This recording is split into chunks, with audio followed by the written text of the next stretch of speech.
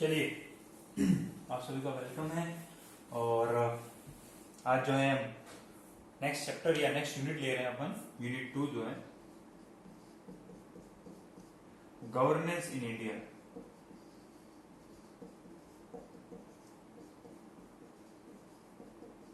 Governance in India, governance जो word है, जैसा कि मैंने आपको 11th क्लास के अंदर बता दिया था, गवर्नेंस जो वर्ड है वो निकला कहां से है? एक्चुअली निकला है आपके गवर्नमेंट जो वर्ड है वहीं से निकला है। मतलब गवर्नमेंट जो वर्क करती है, गवर्नमेंट जो वर्क करती है, ठीक है, किसके थ्रू? एडमिनिस्ट्रेशन के थ्रू, ठीक है, या जिसको आप एग्जीक्यूटिव कहते हो, ताकि क्या हो सके? पब्लिक का वेलफेयर हो सके। ठीक है, तो गवर्नमेंट का जो वर्क है, जो प्रोसेस है, जो काम करने का जो तरीका है, जिससे ज्यादा से ज्यादा लोगों को क्या हो सके? बेनिफिट हो सके, किसकी हेल्प लेके? एडमिनिस्ट्रेशन की या एग्जीक्यूटिव की हेल्प लेके, वो चीज कहलाती है आपके गवर्नेंस। अब इसमें ऐसा नहीं है कि ओनली एग्जीक्यूटिव भी आती है, क्यों? इसमें जो है लेजिस्लेचर भी आ जाता है। कैसे आ जाता है? सिंपल सी बात है, लेजिस्लेचर का काम क्या है? लॉ बनाना। तो लॉ अगर एफिशिएंट होगा, लॉ अगर अच्छा होगा, तभी तो एग्जीक्यूटिव ढंग का काम कर पाएंगे। तो कुल मिला के बात क्या है कि एडमिनिस्ट्रेशन जो है, आप इसको इस तरह से लिख सकते हैं, एडमिनिस्ट्रेशन जो है उसके थ्रू किसी काम को इंप्लीमेंट कराना, ताकि क्या हो सके? जो लोगों को जो ज्यादा से ज्यादा बेनिफिट हो सके, वो चीज कहलाती है आपके गवर्नेंस। ठीक है, इसको अगर हिंदी की बात करूं तो इसमें आप रिलेट करो, इसका वर्ड होता है सुशासन। शासन तो होता है रूल करना, और सु मतलब कि अच्छा। अगर उपसर्ग आपने अगर हिंदी में पढ़ा हो तो सु मतलब होता है अच्छा। तो अच्छी तरीके से शासन करना है, अच्छी तरीके से गवर्नेंस करना है, या लोगों को रूल करना, ताकि क्या हो सके? जो डिजायर्ड गोल है, गोल किनके? पब्लिक के, कि हमने आपको वोट किस लिए दिया था, वो सारे के सारे गोल हमें अचीव हो सके, वो चीज क्या कहलाती है? आपके गवर्नेंस कहलाती है। ठीक है, तो ये तो था बेसिक जो चीज थी। पर अब इस सब्जेक्ट में या इस चैप्टर में हमको पढ़ना क्या है? इस चैप्टर में हमको पढ़ना है हमारी जो आप 10th के अंदर पढ़ के आए हो, कोई नई चीज नहीं है। ये चैप्टर सबसे इजीएस्ट चैप्टर होने वाला है। क्यों? क्योंकि जो है सारा 10th क्लास जो है आप पढ़ के आए हो, वो का वो रिपीट इसमें है। कोई भी चीज अलग नहीं है। हाँ, थोड़े से जो है अलग अलग उसको ब्रॉड कर दिया है, कुछ एक दो चीजों को बढ़ा दिया है, उसके अलावा इसमें कोई भी ना कोई ज्यादा रॉकेट साइंस वाली बात नहीं है। तो आपको पढ़ना क्या है इस चैप्टर के अंदर? सबसे पहले पढ़ना है आपको पार्लियामेंट क्या होता है। पार्लियामेंट के जो है पार्ट होते हैं आपके, एक तो होता है लोकसभा, दूसरा होता है आपके राज्यसभा। ठीक है, एक होता है लोकसभा और एक हो राज्यसभा। दूसरी तरफ से देखा जाए तो पार्लियामेंट का एक और पार्ट होता है, वो होता है आपके प्रेसिडेंट। इसका मैंने आपको बता रखा है कि प्रेसिडेंट जो है पार्लियामेंट का पार्ट क्यों होता है, इसको क्यों कंसीडर किया गया है कि प्रेसिडेंट जो है वो पार्लियामेंट का पार्ट है। तो देखने की बात है कि लोकसभा और राज्यसभा में कोई भी लॉ बनेगा, उसको जो है सिग्नेचर कौन करेगा, उसको जो है आगे प्रोसेस कौन करेगा, वो आदमी है हमारा प्रेसिडेंट। इसलिए जो है इनको जो है पार्लियामेंट का पार्ट कंसीडर किया गया है। साथ ही साथ इनको एग्जीक्यूटिव का भी पार्ट कंसीडर किया गया है, क्योंकि ये क्या करते हैं? ऑर्डर्स देते हैं। सिग्नेचर के बाद में क्या करते हैं? उसको ऑर्डर्स देते हैं। साथ ही साथ आपको अगर आप जो प्रीवियस चैप्टर भी आपने पढ़ा, मैंने आपको बताया था कि सेंटर क्या करती है? गवर्नर को अपॉइंट करती है। तो गवर्नर को अपॉइंट कौन करता है? प्रेसिडेंट सिग्नेचर करते हैं। तो ये इनका काम किस में आ जाता है? एग्जीक्यूटिव वाले में आ जाता है, कि अपने नीचे वाले जो है जो भी लोग, उनको काम करवाना। ठीक है ना, इसलिए जो प्रेसिडेंट जो है वो पार्लियामेंट के अंदर भी आता है और एग्जीक्यूटिव के अंदर भी आ जाता है। आई बात समझ में? ठीक है, आपको कल जो है कल क्या, हाँ कल ही आपको जो है मैसेजेस वगैरह मिल गए थे। ठीक है ना, तो आपने कोई नया फीडबैक दिया नहीं है। एक टेस्ट का फीडबैक आया था, वो मैंने आपको बता दिया है। जैसा कि आपको पता है, हमने ये डिसाइड किया था कि हम जो है क्या करने वाले हैं कि 5-6 दिन तो हम क्लास लेने वाले थे, और एक दिन जो है अपना टेस्ट रखने वाले थे। ठीक है ना, तो वो चीज है वो पॉसिबल हो नहीं सकती ऑनलाइन। आपको पता हो, अगर पता नहीं हो, पूरी ये जो अपना एरिया है, मैं इसको एरिया आप पूरा मान लो, लगभग पूरा पाउटा एरिया में यहाँ पे क्लासेस जो है एक ही स्कूल में चल रही है, ऑनलाइन क्लासेस जिसको कहते हैं। करीब महीना भर हो गया हमको, नर्सरी से लेके 10th और 12th भी तक चल रही जो है वो अपनी ही स्कूल में चल रही है। आप किसी भी कहीं पे भी पूछ के देख लेना, कहीं पे भी क्लासेस नहीं हो रही है। ठीक है ना, तो हमारी जो क्लासेस हुई थी उसमें हमने ऑनलाइन क्लासेस, ऑनलाइन टेस्ट भी लिया है। अगर आपके कोई 9-10 में स्टूडेंट हो तो उनसे पूछ सकते हो, या किसी भी हो, सब जगह लिया है, 4th 5th सब जगह ऑनलाइन टेस्ट हुआ है, आपको पता है। तो ऑनलाइन टेस्ट में ले तो लो, फिर वो ऑब्जेक्टिव टाइप होगा और उसमें एक ढंग से क्या कहते हैं वो कोऑर्डिनेशन नहीं हो पाएगा, इसलिए मैंने इसको कंसीडर नहीं किया है। तो अभी हम क्या रखेंगे, मंडे टू सैटरडे क्लास रख लेंगे, संडे को ऑफ रख लो आप, सॉरी। और है ना क्लासेस टेस्ट जो है जैसे ही स्कूल ओपन होगी, हो सकता है जुलाई में हो जाए, प्रोबेबली जुलाई में हो जानी चाहिए, नहीं तो अगस्त में तो होगी होगी, ठीक है ना।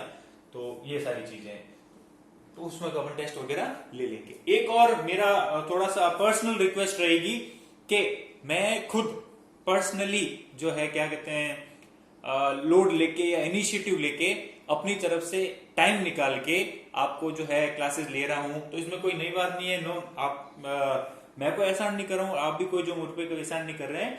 मेरी ये रिक्वेस्ट रहेगी कि ज्यादा से ज्यादा लोग जो है जब क्लास अपलोड होती है ना, तब जो है क्लास टाइम पे कर लिया करो। टाइम पे करने से क्या होगा कि आपको टाइम मिलेगा, तो कोई नई क्वेरी वगैरह हो तो उसको आप मुझसे पूछ सकते हो। और पॉपुलर रिक्वेस्ट पे क्या हुआ था कि जो भी वीडियोस जो है अपलोड की जाती थी, ठीक है ना, उसको जो चैनल पे मैंने ओपन कर दिया है, पब्लिक कर दिया है। आप लोग जब भी जाओ देख सकते हो। तो आपको अगर रिवीजन करना हो, आपको अगर जो है रिवीजन करना हो तो वो सारी वीडियोस अवेलेबल है, ठीक है। और आपके पास सबसे बड़ी बात जो है आपके पास बुक्स भी अवेलेबल है, ठीक है ना। तो बुक्स अवेलेबल है, वीडियोस अवेलेबल है, चैप्टर जो साथ में चल रहा है उसको भी करते रहो, और साथ साथ में जो नया चैप्टर आ रहा है उसको भी करते रहो। ये चीज बकवास मैं हर बार कर चुका हूं, आपको बोरिंग लग रही होगी, पर मैं जो कहना चाह रहा हूं बहुत इंपॉर्टेंट है। किस तरह से आप जो हो दूसरे लोगों से या दूसरे स्टूडेंट से आगे बढ़ पाओगे, उसका यही है एक अल्टीमेट है। लोगों अब शॉप्स भी खुल गई है स्टेशनरीज वगैरह की, तो आप रजिस्टर वगैरह भी ले सकते हो, और आपकी जो क्वेश्चन आंसर है उसमें भी कर सकते हो, ठीक है ना। 7 से 7 का टाइम है, तो ज्यादा टाइम वेस्ट नहीं करते हुए जो मैं कहना चाह रहा हूँ शायद लोग बात समझ गए होंगे। और 2-3 जो लोग हैं सब्जेक्ट कुछ चेंज वेंज नहीं होता है, आप जो है पढ़ाई पे ध्यान दो, पढ़ाई करोगे, हर सब्जेक्ट में पढ़ना पड़ेगा। स्टिल लो, आप कुछ रॉकेट साइंस भी ले लो तो भी आपको पढ़ना तो पड़ेगा, ठीक है ना। तो जो पढ़ रहे हो उस पर फोकस करो और आगे बढ़ते चलो, टाइम वेस्ट नहीं करते, आगे चलते हैं। अब इस चैप्टर को जो है मोस्ट इजीएस्ट जो तरीका होना चाहिए मेरे हिसाब से, उसके हिसाब से मैं लेकर चल रहा हूं, ठीक है ना। तो हम कोशिश करते हैं कि आपको ये चैप्टर थोड़ा समझ में आ जाएगा। बस यही चाहिए कि आप जब क्लास कर रहे हो तो पूरा फोकस आपका वीडियो के अंदर, ठीक है। और कहां होना चाहिए, बुक के अंदर होना चाहिए, ठीक है ना। सबसे अच्छी बात इस वीडियोस की क्या है कि टीचर तो दिखाई देता नहीं है, तो टीचर को हमें देखना नहीं है, ठीक है। आवाज जैसी भी वो आ रही है उसको सुनना है और बुक के अंदर पूरा ध्यान देना है, ठीक है ना। तो चलिए आगे चलते हैं। अब सिंपल सी बात है, हमें क्या पढ़ना था, पार्लियामेंट।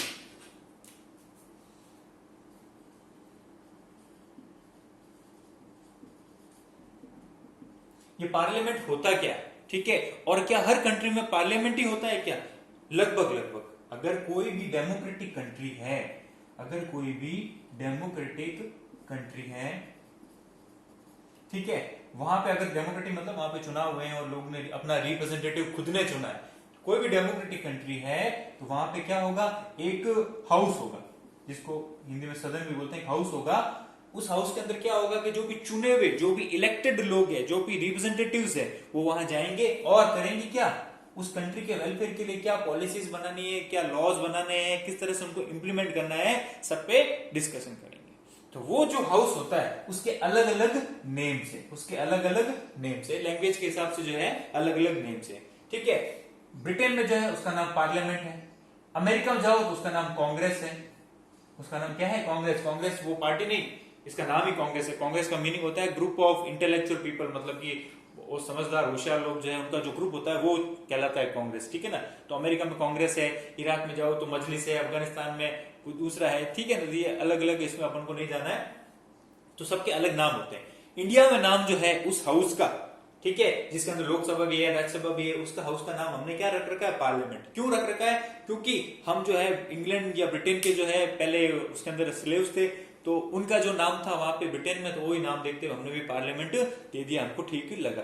पर ऐसा नहीं है कि ये जो चीजें हैं वो हमने ब्रिटेन से ही सीखी है, ऐसा बिल्कुल नहीं है। अगर आपको पता हो तो ऋग्वेद एक करके हमारा बहुत जो एंशिएंट एक टेक्स्ट है, उसके अंदर लिखा हुआ मिलता है कि जो पुराने जमाने में जो ये जो मीटिंग्स हुआ करती थी, ये जो ग्रुप या जो हाउस हुआ करता था, उस वक्त भी हुआ करता था, ठीक है, पुराने जमाने में, ठीक है, राम जी के टाइम में और कृष्ण जी के टाइम वगैरह में, ठीक है। तो उस वक्त जो है सभा और समिति अलग ग्रुप हुआ करते थे, इनका नाम था सभा और समिति, अगर 10th में याद आ रहा हो तो आपको, ठीक है। उसके अंदर आपको पता हो तो उसमें लिखा होता है, इसमें लेडीज भी पार्टिसिपेट कर सकती थी, सभा छोटी होती थी, समिति बड़ी होती थी, इसके अंदर डिफरेंट डिफरेंट टाइप के लोग होते थे, चर्चा किए करते थे वगैरह वगैरह सारी चीजें। तो हमारे यहाँ पे तो एंशियंट टाइम से है, ठीक है। फिर क्या हुआ कि एंशियंट टाइम के बाद में मिडिवल टाइम आया, फिर वहां पे मुस्लिम्स आ गए, मुस्लिम्स ने फिर अपने अलग जो है नए नए ग्रुप चलाए, ठीक है ना। उसके बाद जो है इंग्लैंड वाले आ गए, उन्होंने चलाया, तो उनसे जो हमको ठीक लगा तो हमने अपना नाम क्या रख दिया, हमने रख दिया पार्लियामेंट, ठीक है। बस ये वाली बात है, चैप्टर में भी है, जब हम पढ़ेंगे ये देखो ये सारी चीजें चैप्टर में है, ठीक है ना, कोई भी एक्स्ट्रा चीज नहीं है। तो आपको उस वक्त रिलेट करना है कि सर ने हमको बताया था। सबसे इजी तरीका क्या है, बोर्ड का ये जो दिखाने का जो प्रोसीजर है, हो सकता है तो मैं क्लास जो है स्कूल में जाके भी ले सकता हूँ, पर उसमें क्या है, बोर्ड दिखेगा, आवाज में डिस्टर्बेंस आएगा और मेरे को देख के तो कुछ होना नहीं, ठीक है। बोर्ड ज्यादा कंपलसरी है, तो बोर्ड में जो भी मैं इस तरह से बना रहा हूं, आप क्या कीजिए, कॉपी या अपना जो भी टेक्स्ट बुक है, जो भी किताब है उसमें जो है साइड में इस तरीके से बना दीजिए। इसका फायदा क्या होता है, जैसे कुछ स्टूडेंट्स बनाते भी है, नाम आपको पता ही है, अपन 11th में बात कर चुके हैं, ठीक है ना। तो हमें इससे फायदा क्या होगा कि जब दूसरी बार आप ये पढ़ोगे, जब दूसरी बार आप ये चैप्टर पढ़ोगे, तब आपको जो है चीजें समझने में इजी रहेगी। फिर से सुन लो, इतनी बड़ी किताब होती है, अगर कोई चैप्टर लेके बैठोगे तो आप क्या करोगे, 5 लाइन पढ़ोगे, फिर बोर हो जाओगे, क्या चीज समझ में नहीं आ रहा, कुछ भी समझ नहीं आ रहा। और वहीं आपने जो ये कोड्स होते हैं छोटे छोटे अपने हिसाब से लिखे हुए हैं, तो आपको समझने में इजी हो जाएगी। बहुत से लोग नोट्स में भी लिखते थे, आपको पता हो तो इस साल जो है नोट्स का तो बहुत कम रहने वाला है। क्यों? क्योंकि इस साल जो है पॉलिटिकल जो है बहुत ही ज्यादा इजी इसलिए है क्योंकि अराउंड 40% तो वही पढ़ना है जो हमने 10th के अंदर पढ़ा था, तो इसमें कोई नई बात होने वाली नहीं है। तो चलते हैं आगे, ठीक है। हाउस जो सभा समिति थी पुराने जमाने में हुआ करती थी, तो इंग्लैंड का हिसाब करके हमने पार्लियामेंट रख दिया। चलिए, ये तक हम इसका वर्ड का हो गया, इसका नेम का हो गया। फिर आगे बढ़ते हैं, सॉरी। अब पार्लियामेंट के बाद में, पार्लियामेंट के 2 पार्ट्स होते हैं मेजरली, प्रेसिडेंट को छोड़ दूं अगर मैं, एक तो होती है लोकसभा, मैं कहां की बात कर रहा हूं, इंडिया की, एक होती है राज्यसभा। अभी मैं बेसिक समझा रहा हूं, जो आपको एक कॉमन सिटीजन होने के लिए जो कारण जो है आपको पता होना चाहिए कि होता क्या है, ठीक है ना। अभी मैं कोई पढ़ा नहीं रहा हूं, ठीक है। एक होती है लोकसभा, एक होती है लोकसभा। लोक मतलब कि आदमी, तो पीपल्स हाउस जो होता है, इसको और भी इंग्लिश में कहना होता है, क्या कहेंगे, पीपल्स हाउस, लोगों का जो हाउस है, ठीक है। अभी बात की थी हाउस की, क्यों ना, पीपल्स हाउस। और एक है स्टेट्स हाउस। अब सबसे बड़ी बात ये आती है कि ये 2 हाउस क्यों रखे, ठीक है। 2 हाउस इसलिए रखे हैं कि आपने अगर फेडरलिज्म भी पढ़ा है, एक बात तो होती है पूरे कंट्री की, अगर आपको सुननी हो, पूरी कंट्री की आपको सुननी हो, पूरे कंट्री के लिए पॉलिसी बनानी हो, उसमें तो आती है अलग अलग सेक्टर्स, कॉन्स्टिट्यूएंसीज बटी हुई है, कितनी है 545, अभी जिस पे इलेक्शन होता है 543 के आसपास, वो जो है लोग खुद अपना इलेक्शन करते हैं अपना रिप्रेजेंटेटिव का, और वो आदमी जाके हमारे लिए जो भी पॉलिसीज वगैरह की बातें करता है। फर्स्ट और सेकंड चैप्टर वगैरह जो पढ़ाया था मैंने आपको पूरा डिटेल में बताया। जिनको नहीं समझ में आ रहा हो, अभी भी टाइम है, छुट्टियां चल रही है, छुट्टियां एक तरीके, ठीक है। पुरानी वीडियोस फिर से देख लो, कोई छोटा नहीं हो रहा है, फिर से वीडियोस देख लेना, उससे अपना कॉन्सेप्ट क्लियर हो जाएगा, ठीक है ना। और राज्यसभा की क्यों इंपॉर्टेंस हुई कि जो स्टेट्स थे, फेडरेशन के अंदर आपने कल ही पढ़ा था, धीरे धीरे आपको सब क्लियर होता जाएगा। फेडरेशन के अंदर जो है आपने पढ़ा था कि स्टेट खुद भी तो कुछ चाहेंगे कि हमारी बात जो है सेंटर तक पहुंचाएगा कौन, हमारे भी तो कुछ यहाँ के स्टेट के बंदे जाने चाहिए। तो बस स्टेट्स के कुछ रिप्रेजेंटेटिव जो है उनको चुनता कौन है, स्टेट असेंबली, जो भी रिस्पेक्टिव स्टेट है उसके असेंबली जो है उनके जो भी लोग हैं वो लोग चुनते हैं, हम नहीं चुनते हैं, आम आदमी नहीं चुनते हैं, वो लोग चुनते हैं। इसलिए इनके जो इलेक्शन होते हैं वो कहलाते हैं इनडायरेक्ट इलेक्शन। ये जो 2 वर्ड है आप याद कर लेना, मेंशन कर लेना, डायरेक्ट और इनडायरेक्ट, क्योंकि आगे एक प्रेसिडेंट नाम का टॉपिक आएगा, उसमें एक बहुत थोड़ा सा टेक्निकल टॉपिक आने वाला है, उनका जो इलेक्शन होता है उसमें आपको बहुत ध्यान रखना पड़ेगा। तो लोकसभा के जो इलेक्शन होते हैं डायरेक्ट होते हैं, क्यों होते हैं, आप लोग वोट देते हो जो भी 18+ के। इनडायरेक्ट क्यों होते हैं, आप लोग नहीं देते हो, आपने जिनको सिलेक्ट किया था, आपने जिनको सिलेक्ट किया था वो लोग जाके वोट देते हैं, वो लोग जाके अपने जो भी असेंबली है जितने मेंबर है अपने हिसाब से, जितने भी पार्टीज को जो भी चलता है उसके हिसाब से, पूरी पॉलिटिक्स चलती है उसके हिसाब से अपने कोई भी 10 लोग जो है भेजे जाते हैं। और 10 लोग क्या साथ में होते हैं, कोई ऐसा भी पूछेगा 10 लोग साथ, नहीं ऐसा नहीं है। इनकी जो होती है ड्यूरेशन, इनकी तो होती है 5 साल, इनकी होती है 6 साल। और हर इस तरह से एडजस्टमेंट बैठा हुआ है कि हर 2 साल में हर 2 साल में जो है कुछ मेंबर जो है रिटायर होते रहते हैं और कुछ नए आते रहते हैं। इससे क्या होता है कि पूरा प्रोसेस चलता रहता है, ये पूरा प्रोसेस चलता रहता है। ठीक है, इसी के अंदर फिर से सुनना, इसी के अंदर एक और नई बात है, जो लोकसभा जो है वो सिर्फ 5 साल के लिए होता है, पर राज्यसभा जो है 6 साल के लिए होता है, पर ये रेगुलर चलता रहता है, रेगुलर चलता रहता है। क्यों? क्योंकि इसमें आपको तो वोट देना नहीं है, वोट किसको देना है? जो भी असेंबली में उनको वोट देना है। तो 5 साल जो गवर्नमेंट थी वो गई, तो नेक्स्ट 5 साल जो गवर्नमेंट आई वो आई, तो वोट तो चलते रहेंगे। तो ये लोग जो है, या ये हाउस जो है वो कभी रुकता नहीं है, ये हाउस चलता ही रहता है। ठीक है ना, कंटिन्यूस हाउस है। और ये क्या है, इसमें ब्रेक लग जाता है। कैसे? 5 साल हुए, फिर नई गवर्नमेंट आई, फिर 5 साल में फिर नई गवर्नमेंट आई, तो उसके हिसाब से ब्रेक लगता रहता है। पर इसमें कोई भी ब्रेक होता नहीं है, तो इसको कंटिन्यूस हाउस भी बोलते हैं, इसको जो है स्टॉपेबल हाउस भी बोलते हैं। ये चीज आप थोड़ा दिमाग में बैठा दें। ठीक है, यही बात समझ में? चलो चलते हैं। अब कोई पूछेगा कि इनका 6 है इनका 5 क्यों है? हाँ, इसका ये कारण है कि जब हमारा कॉन्स्टिट्यूशन बना था और जब ये हाउस बने थे, ये जो चीज है हमारी राज्यसभा वाली, वो हमने आयरलैंड से ली है। वो हमने कहां से ली है? आयरलैंड से। मैंने आपको अभी बताया था या प्रीवियस पैसेज में बताया था, हमें जिस गवर्नमेंट में या जिस कंट्री में जो ढंग की चीजें लगी वो सारी की सारी हमने वहां से ले ली। तो आयरलैंड से हमने देखा कि कॉन्स्टिट्यूशन जो डेवलपर्स थे उनको लगा यार 6 साल वाला ठीक है, कॉन्सेप्ट सही रहेगा, 2-2 साल में चलते रहेंगे।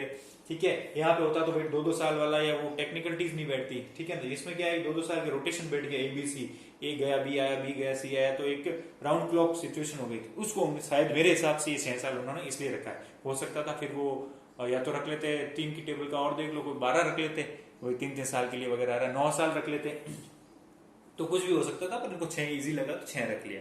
ठीक है, तो ये पीपल्स रिप्रेजेंटेशन जो है एक एक्ट बना हुआ है 1951 का, उसके अंदर लिखा हुआ है 6 साल ही होगी, आयरलैंड से लिया हुआ है, और ये वाली बात। ठीक है ना, जो आगे आएगी मैं आपको बता दूंगा। ये लॉजिक है, पर ये कोई एग्जाम पूछता नहीं, एक सिंपल जो है अपन को पता होना चाहिए। ठीक है ना, तो ये इसकी कंडीशन है। लोकसभा की, राज्यसभा की सीट्स कितनी हैं, कितनी नहीं है, जहां तक मुझे याद आ रहा है मैं सारा सारा जो है चैप्टर 1 में बता चुका हूँ। ठीक है ना, चैप्टर 1 में बता चुका हूँ स्पेशली। फिर भी अगर किसी को लगता है वो, तो आप जो है बिंदास होके जो है इस तरह के, आप व्हाट्सएप ग्रुप बना हुआ है, आप जो है मैसेज डाल दिया करो कि भाई ये समझ में नहीं आया। ठीक है, हो सकता है कभी थोड़ा इधर उधर हो, या अभी तो कोई परेशानी नहीं है। ठीक है, डांट वाट दो तो इसमें कोई वो लॉजिक वाली बात नहीं है। ठीक है सर, है अपने तो क्वेश्चन पूछना है, ये सर ये समझ में नहीं आया, ये समझ में नहीं आया। अगर कोई ज्यादा ही टेक्निकल होगा तो अगले दिन की जो क्लास होगी उसके अंदर ले लेंगे। डरना नहीं है। क्यों नहीं डरना है? उसका रीजन है। उसका रीजन ये है कि इस साल है 12th क्लास, और हमें ये ट्राई करना है, जो भी 15 बच्चे, जहां तक मुझे लग रहा है 15 बच्चे ही अटेंड कर रहे हैं। ठीक है, जो भी 15 बच्चे हैं उन सबके जो है बेस्ट से बेस्ट मार्क्स आए, कोशिश रहे। ठीक है ना, बाकी नंबर कितने आएंगे वो तो भगवान जाने, बाकी अपनी कोशिश पूरी रहेगी, ज्यादा से ज्यादा मार्क्स आए। और दूसरी बात ये है कि जो मैं पढ़ा रहा हूँ साथ साथ में पढ़ते तो रिवीजन शायद हो तो अच्छी बात है। रिवीजन का ये था 3 से 4 बार रिवीजन होना चाहिए। वो उस पर डिपेंड करता है कि मैं यहाँ रहूंगा कि नहीं रहूंगा। ठीक है ना, उस पर भी डिपेंड करता है, कोई भरोसा नहीं। एक बार सिलेबस जरूर पूरा हो जाएगा, ये मेरी गारंटी है आपकी मेरे से। उसके बाद क्या होगा उसका मुझे भी खुद को भी पता नहीं है।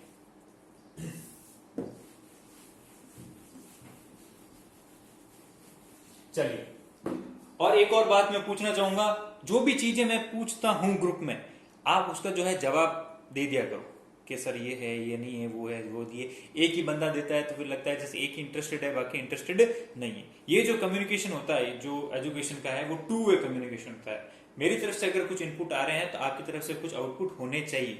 ठीक है ना, आपको पता हो तो आज का थोड़ा लेक्चर ज्यादा ही लग रहा है, आपको पता हो तो आपके घर में भी है कि भाई अगर हमने फीस भरी है, पेरेंट्स ने, हमने जो आपको पढ़ाया है, तो कुछ आउटपुट भी तो दो। तो वही मैं चाह रहा हूं कि जब मैं इतने सारे एफर्ट्स कर रहा हूं, बाकी कोई कहीं पे भी कोई टीचर नहीं कर रहा है, और खुद के अपनी मर्जी से सेल्फ के हिसाब से कर रहा हूं, मैं भी मेरी पढ़ाई कर सकता हूं, कोई बड़ी बात नहीं है। ठीक है, तो आपका भी ये रिस्पॉन्सिबिलिटी बन जाती है कि आपको क्या करना चाहिए, आउटपुट देना चाहिए। अगर कोई पूछा जा रहा है ग्रुप में तो आंसर दो। ठीक है, आपको कुछ नहीं आ रहा है तो भी उसको पूछो, सर ये नहीं आ रहा है। फीडबैक पूछा जा रहा है तो फीडबैक दो, और ऑनेस्टली दो। डरने की बात नहीं है, हमको ये डांटेंगे पीटेंगे, मैं क्या कर सकता हूँ। मार्क्स तो आपके वैसे भी 20/20 जाने ही है, तो उसमें मैं क्या कर सकता हूँ, कुछ होना जाना नहीं है। ठीक है, तो चलो बकवास बंद करते हैं, आगे चलते हैं। अब जो है एक लास्ट क्वेश्चन, बुक्स तो सबके पास होगी, ऐसा तो कोई नहीं है जिसके पास बुक्स नहीं है। भाई बुक्स नहीं हो तो अब दुकानें खुल गई, अब ले लेना। ठीक है, और अगर वो इंग्लिश मीडियम वाली जो 12th क्लास की जो नई बुक आई है वो आ गई हो तो वो भी ले लेना। ठीक है, जरूरी नहीं है कि आप एडवाइजर लो, एडवाइजर है तो बहुत अच्छी बात है। आप जो चाहो तो एनसीईआरटी की जो, सॉरी अपना राजस्थान बोर्ड की जो आपको मैंने पीडीएफ सेंड की थी ना, वो अगर फिजिकल फॉर्म में आ गई है किसी भी स्टेशनरी पे, ये मनोहर दिनेश विनेश जो भी है, वहां पे जाके वो भी ले लेना। ठीक है, दोनों में से कौन सी ले, अगर वो ये पूछना चाह रहा है कि सर दोनों में से कौन सी ले, एडवाइजर ले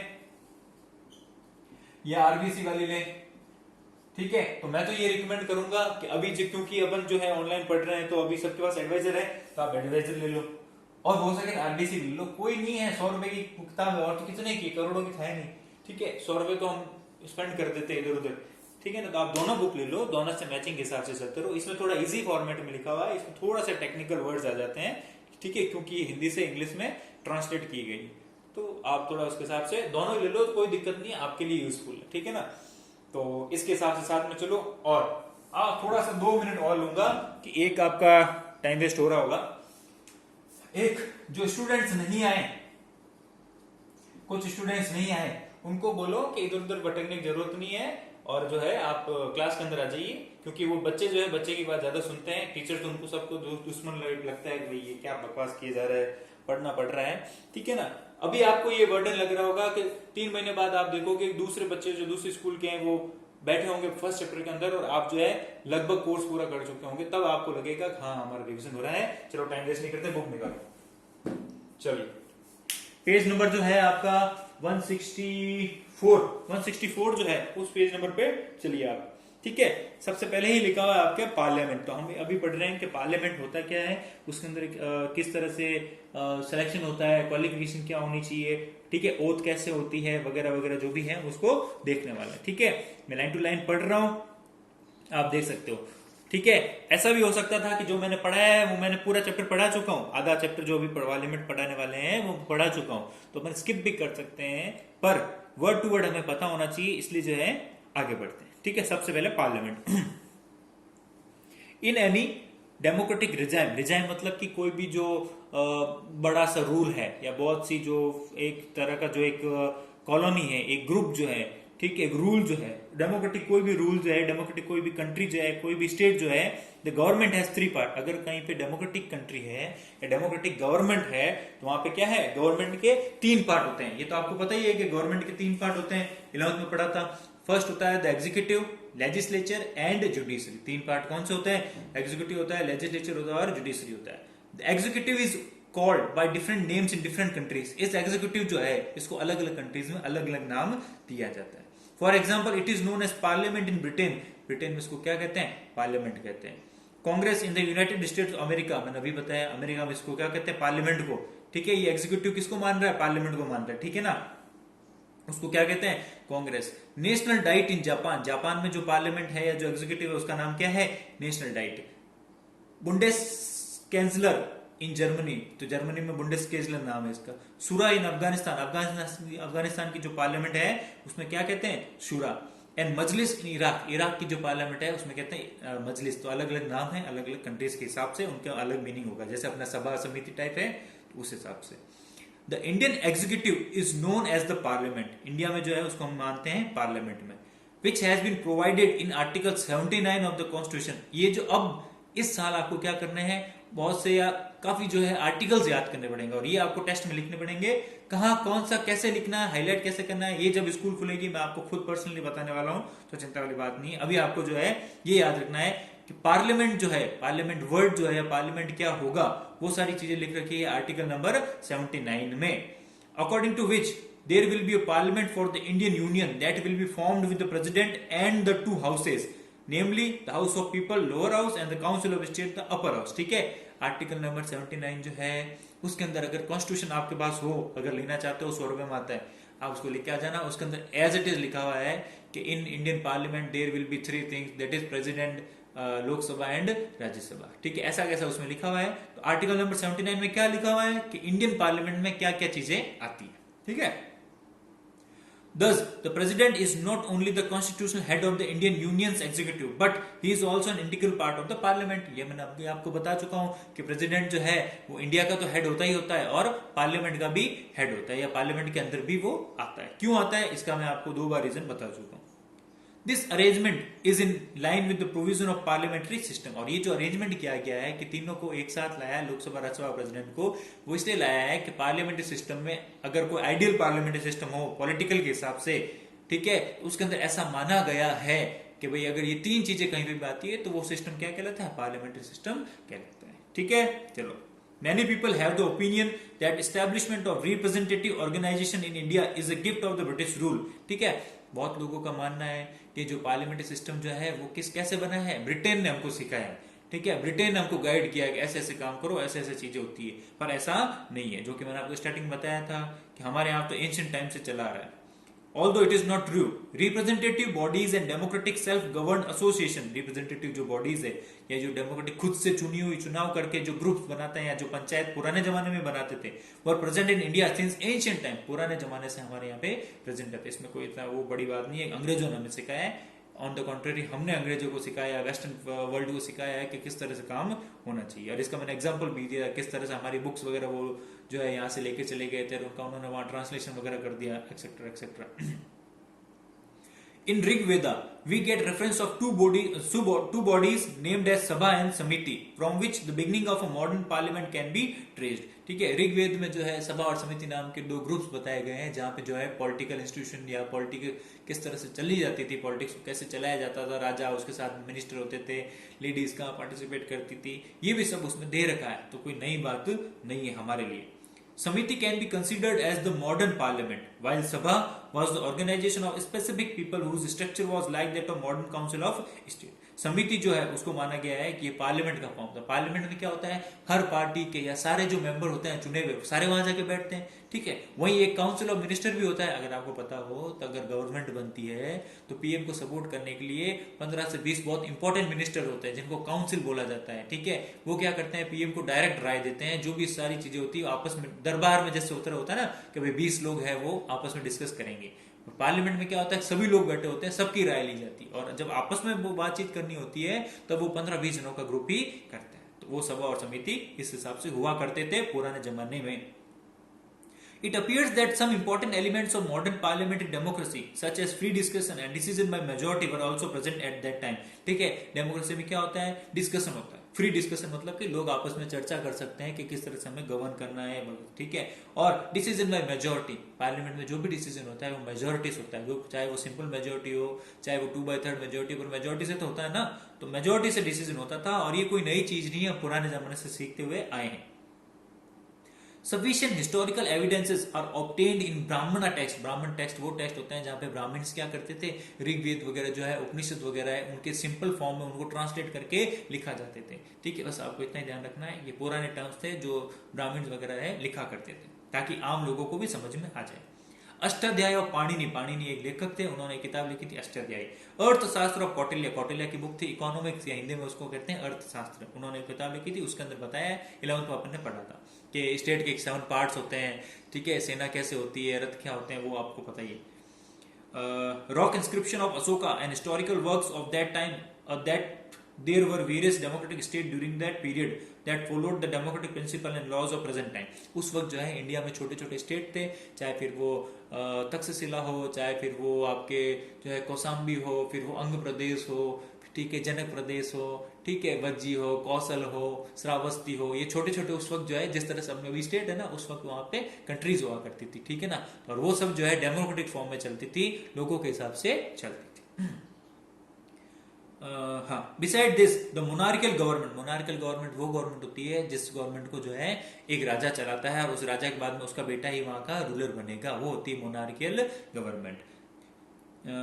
also had some elements of democracy, पर कभी कभी ऐसा हुआ करता था कि राजा जो अगर अच्छा राजा है वो भी अपनी जनता से पूछा करता था आपके क्या ओपिनियन है, और उसके बाद ही डिसीजन लिया करता था। तो हमेशा ऐसा नहीं होता है कि जो राजा होता है वो किसी से नहीं पूछता है, कई कई अच्छे राजा भी हुआ करते थे जो लोगों से भी पार्टिसिपेशन लिया करते थे, वो गवर्नमेंट जो है थोड़ी थोड़ी डेमोक्रेटिक गवर्नमेंट भी हो जाती थी।